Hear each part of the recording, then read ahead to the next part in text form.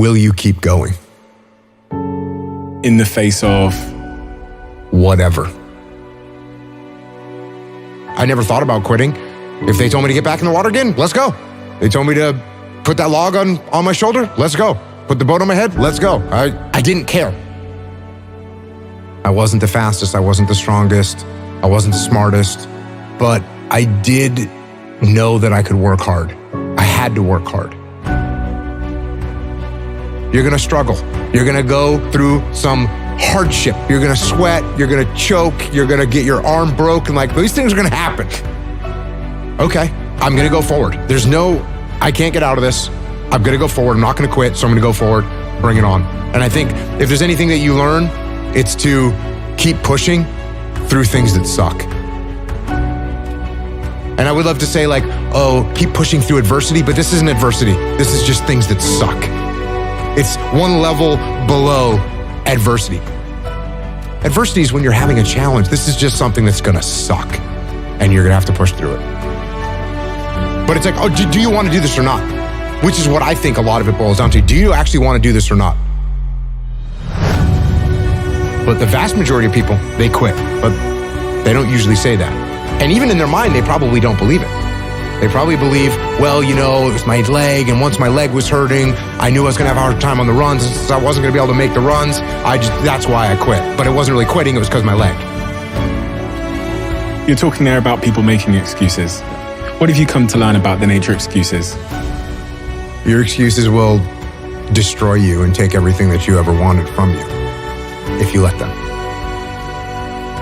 When your excuses make you feel a little bit better about the fact that you didn't execute on what you needed to execute on, then they can make you feel better, but they're not helping you. They're not helping you at all.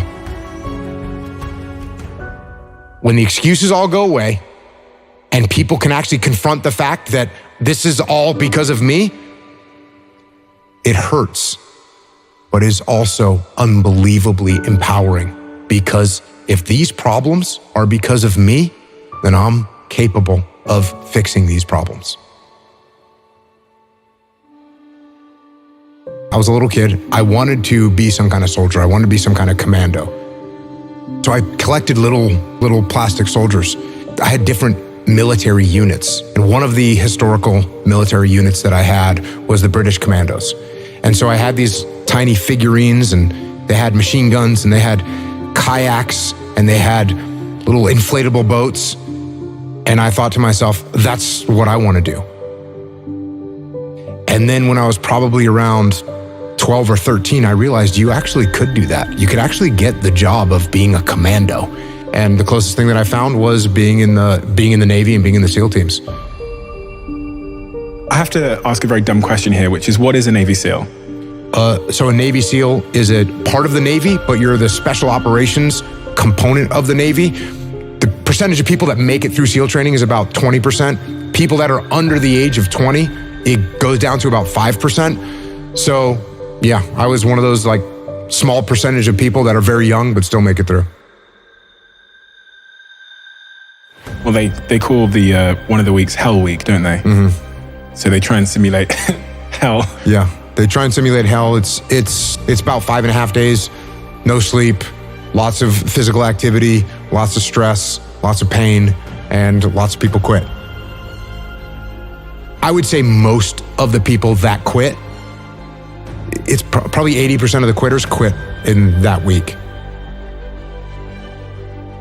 And it breaks people. The other thing is, you might be an exceptional swimmer and you might be exceptional upper body strength, but you're not that fast of a runner. They're gonna find that out. Or you might be a fast runner, but a bad swimmer. They're gonna find out what your weakness is. You might not like the cold. They're gonna see it. You might not like the boat on your head. They're gonna see it. They might see that you have a bad temper. They're gonna find that, and they're gonna pick at that thing to either make you come out the other side or make you quit. One of the things they do is they'll line you up and they say interlock arms, and you get arm in arm with the guy next to you, and they say forward march, and you march in the water, and they say take seats, and you sit down, and they leave you in there. And it's called surf torture, and you just sit there, and they'll After a while, they'll pull you up out of the water, they'll line you up, and the doctor will come down and see if anyone has hypothermia. And if no one has hypothermia or signs of hypothermia yet, get back in the water. And they just keep doing that. Did you have some kind of innate advantage, or can we all become Jocko? If I had to guess, I would say no. I would say you can't teach it. I would say that you can grow it. If you've got the seed of some sort of fire, you could probably grow and you can get better at it. But it's the same thing. You go back to, like, if you ever met anyone that was a prisoner of war, there's some people that had a will that they were not going to die. I'm not going to die. I'm going to keep going. And if you didn't have that will to carry on, you die. And the people that died, they did not have the will to live. And think about how bad things have to be before you say, you know what, I'm just going to lay here and die. That can get to that point.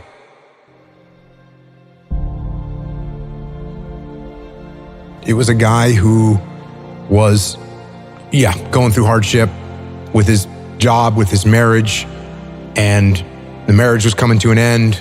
The job was going to come to an end as well. And he's out there and doesn't know what to do.